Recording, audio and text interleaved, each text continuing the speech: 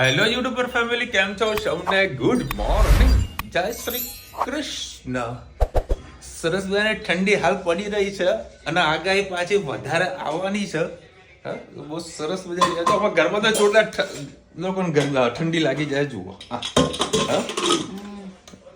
તાવ ઉતર્યો. થોડો ચાવ ચડ્યો. શું થયું? ક્યાં નથી? આ રિક્ષાનું તા પપ્પાનું પેલું કરવાનું. એ તો પીઓસી કામની ને નાખી દે, પતી ગયું. મ્યુનિસિપલ રિક્ષા નંબર તો હોય. હા, ગાડી વેચી પછી પેલા દસ્તાવેજ જે ગાડી નામે કરવાની એની પ્રોસેસ હજુ અટકીને ઊભી છે. એ થઈ જાય તો વ્યવસ્થિત હોય, સારું છે. તો છૂટી અને આ જો વાસણોનો ભંડાર પડ્યો છે. અને કોઈને રેસ્ટોરન્ટ માટે કોઈ સામાન જોવો તો કહેજો, બરાબર? આ બધો રેસ્ટોરન્ટ ઘણો બધો સામાન છે, સારા રેટમાં મળી જશે. જો પેલું મસ્ત પેલું ટ્રે ને બેન બધું પડેલું છે બાસ્કેટની અંદર. અને આ તો આપણો માલ છે, હાલ બધો પેક કરીને ગાડીમાં લઈ જવાનો છે. લોકલ ડિલિવરી છે, એ પણ આપતો જઈએ. અને પછી અમદાવાદ અને આથી થોડુંક માલ સામાન જે છે મારો ઓફિસમાં એ ધીરે ધીરે પેક કરવાનું ચાલુ કરું. એટલે આવતા શનિવાર સુધી કમ્પ્લીટ રેડી થઈ જાય અને પછી શિફ્ટ થઈ જાય. એટલો ખુશ છું ને કે ભાઈ પેલો કાલે દુકાન ખાલી કરતો તો કાલે જ બેસી જાઉં, એટલો હું ખુશ છું. જ્યારે જેવી જગ્યા પર ફટ કરીને બેસી જઈએ આપણે. ખુશી થતી હોય ને અંદરથી, એ વસ્તુ સારી થતી હોય એટલું ધ્યાન રાખવાનું. મજા આવી જાય. ત્યાં શિફ્ટ થઈ જાય. આ લઈને જવાનું છે અને લઈને જઈએ. કદાચ કોઈ ખોલવું હોય તો ખોલતા હા લઈ જવાનું. જય શ્રી કૃષ્ણ સૌને. મારા સૌના રસોડામાં આપનું સ્વાગત છે. આજે ચોરી, રીંગણ, બટાકા, ટામેટા, લીલી ડુંગળીનું સબ્જી બનાવી છે. ટામેટા, લીલા મરચાં અને લસણ.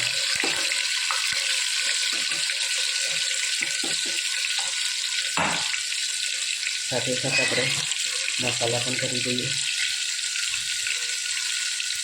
થોડી હિંગ,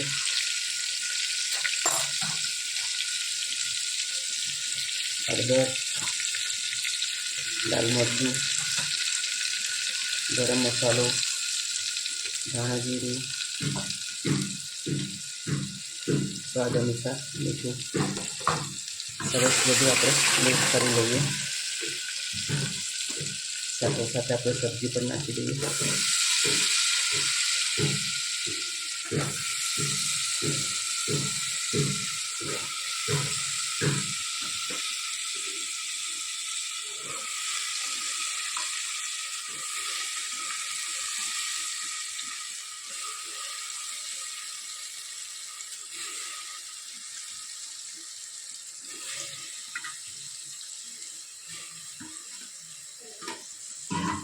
સરસ બધું આપણે મિક્સ કરી લઈએ.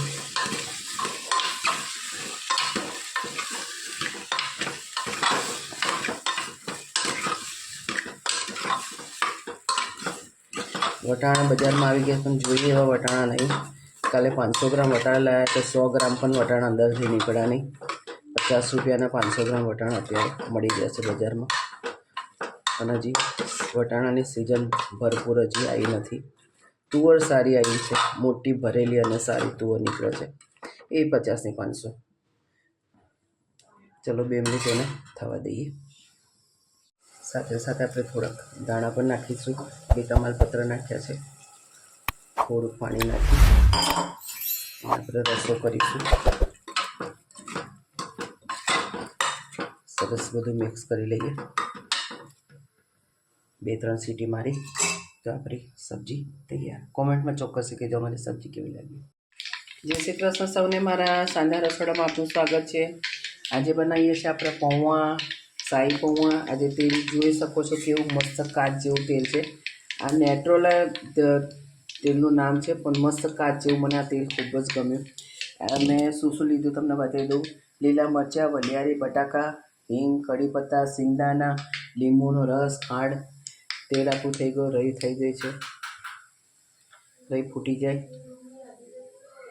એટલે કઢી પત્તા નાખી, થોડી હિંગ, બટાકા, લીલા મરચાં અને વલિયારી, સિંગદાણા,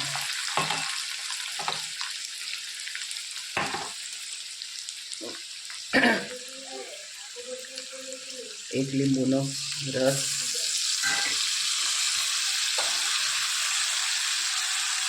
હળદર, આમાં ગરમ મસાલો નહીં આવે, ધાણા જીરું,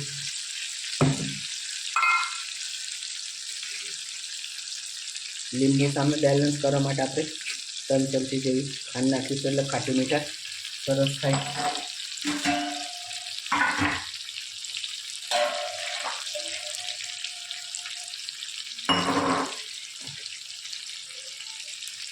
પાણી નાખીએ.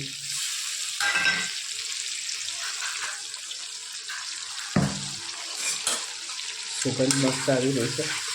સરસ બધું મિક્સ કરીએ, ગેસ ફાસ્ટ કરીએ.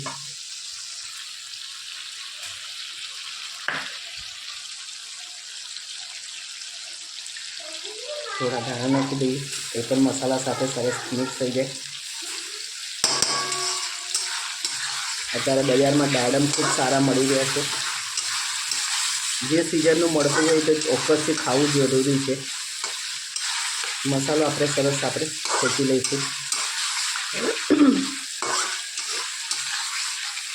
મેં તે એટલા માટે વધારે રાખ્યું કારણ કે પૌવા છે ને તેલનું વધારે ચૂસી લેતું હોય છે.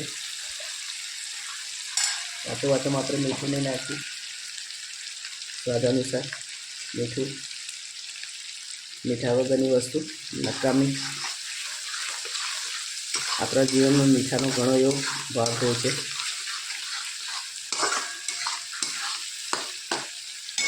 સરસ મસાલો આપણો થઈ ગયો છે. તેલ પણ સારું એવું છૂટું પડી ગયું છે. પૌવા જે પલાળે તે, કારણ કે સાંજ પડે એટલે એવું કન્ફ્યુઝન થઈ જાય છે અને કંઈક સારું નડતું બનાવીએ છીએ તો પેટ ભરીને સાંજે ખવાતું નહીં હોતું. એટલે આવું હલકું ફૂલકું આપણે બનાવીએ તો ખાવામાં પણ સારું, શરીર માટે પણ સારું.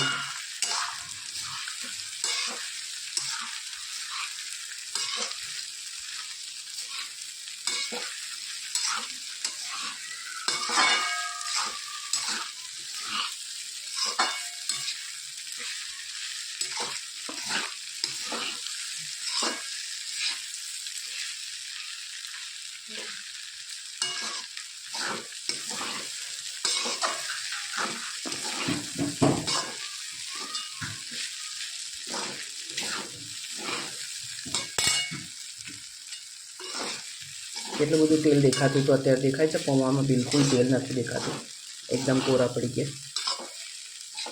એટલે ઇનફ છે આટલું તેલ.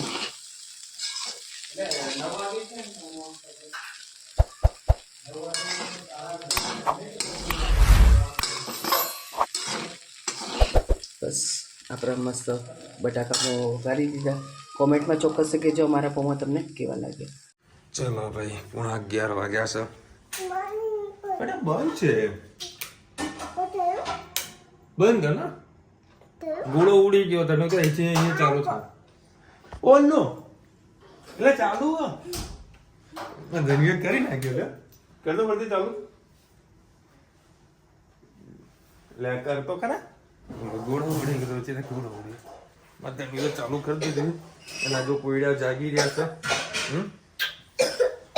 અને આજે અમદાવાદથી નીકળ્યો, ઘરે થોડીક રાહત થઈ. આખા ટ્રાવેલિંગના સમયે આખો જીવ ધક ધક ધક ધક ધક ધક ધક ધક થાય. અને જીવ ક્યારે ધક ધક ધક કોઈ ખોટું થતું હોય કે થવાનું હોય ત્યારે થાય. ઘરે આવ્યા રાહત કંઈક થયું નહીં. આજે ફૂલ ચેકિંગ હતું અમદાવાદની અંદર પોલીસનું. લગભગ 3 જગ્યાએ ચેકિંગ હતું પોલીસ. આમ પૈસા થઈ ગયા હે ત્યારે તો હજુ વાર. ભાઈ હેપી ક્રિસમસ બધાને એડવાન્સમાં. જિંગલ બેલ અને ટોપી પહેલા 2 જિંગલ બેલ બની જવાની. આપણે ઝાડ બી લાયા ને એને ઝાડ બી લાયા ને. અમે ઝાડ બી લાયેલા છીએ. સોસાયટીમાં મૂકી દેવાનું કે રોજી તો એડે મૂકી દે. જિંગલ બેલ ચલાવી ગઈ. બટાકા બહુ બની રહ્યા. અને અમારા માટે રુચિતા ચા મૂકીને ચા બટાકા પૌવા ખાઈ લે. શું બેટા ચલાવતી રહે. અને મમ્મીના પાસ રિલેટિવના ઘરે ગયા છે, જે અમને આવતા હશે. અરે રામ, ફોન કરતી હતી.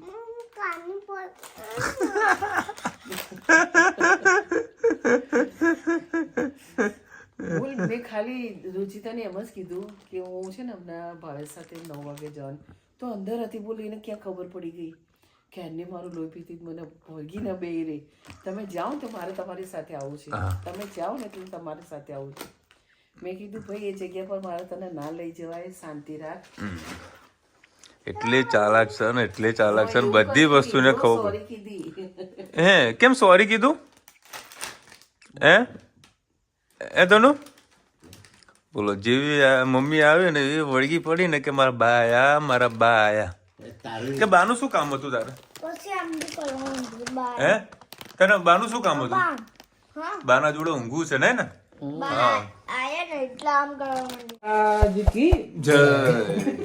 ચલો ભાઈ, લગભગ અડધો કલાક ડિસ્કશન ચાલતી હતી, ઘર સભા ચાલતી હતી, બધા ઘરમાં બિરાજમાન હતા, સભા થઈ રહી હતી.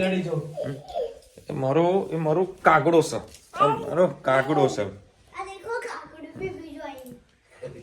આજે મારે ઓફિસની જે મારા કોમ્પ્લેક્સની જે લિફ્ટ ખરી ને મમ્મી,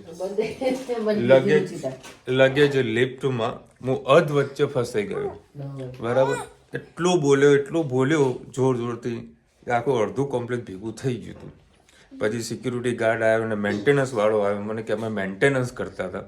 મેં કીધું ભાઈ તું મેન્ટેનન્સ કરતો ખૂબ સારું છે, ખરેખર મેન્ટેનન્સની જરૂર છે.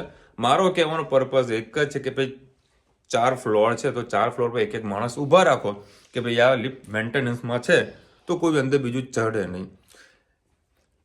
મારા 3જા ફ્લોરથી જવાનું હતું મારા બેઝમેન્ટમાં. બરાબર, 3જું બટન દબાયા પછી લિફ્ટ નીચે ગઈ અને અર્ધ વચ્ચે ઊભી રહી. જે 3જો ફ્લોર અને બીજા ફ્લોરના વચ્ચે ઊભી રહી અને લિફ્ટ થઈ ગઈ બંધ. પછી ચાલુ થઈ અને જતી રહી 4થા માળે. 4થા માળેથી ઝટકો મારી સીધા 3જા ફ્લોરે.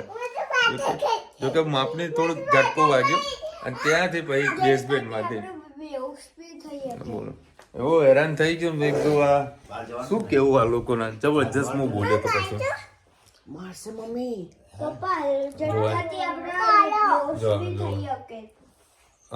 હંમેશા કોઈ દિવસ આવી લિફ્ટમાં કોઈ પ્રોબ્લેમ થાય ને તમને લાગે ભાઈ કંઈ જોખમ વાળું છે તો ખાસ ધ્યાન રાખવાનું, જે તમારું માથું છે ને એ એકદમ નીચે કરી દેવાનું. બરાબર, મુર્ગો બની જવાનું.